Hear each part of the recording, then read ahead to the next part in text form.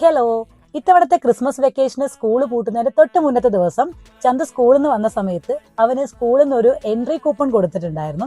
അതായത് നമ്മുടെ നടവേൽ ഫെസ്റ്റിന്റെ സ്റ്റുഡൻസിനുള്ള entry coupon ആയിരുന്നു അത്. ഈ പരിസരത്തുള്ള ആളുകൾക്ക് എല്ലാവർക്കും അറിയാവുന്ന കാര്യമാണ്. എല്ലാ വർഷത്തെയും നടവേൽ പള്ളിപ്പെരുന്നാള് അടിപൊളി പരിപാടികളോടെയാണ് അവർ ആസൂത്രണം ചെയ്യാറ്. അതിന്റെ മെയിൻ ഒരു കാര്യം എന്ന് പറഞ്ഞാൽ ക്രിസ്മസ് മുതൽ ന്യൂ ഇയർ വരെയുള്ള ഒരു ടൈമിലാണ് പള്ളിപ്പെരുന്നാൾ ആഘോഷിക്കുന്നത്.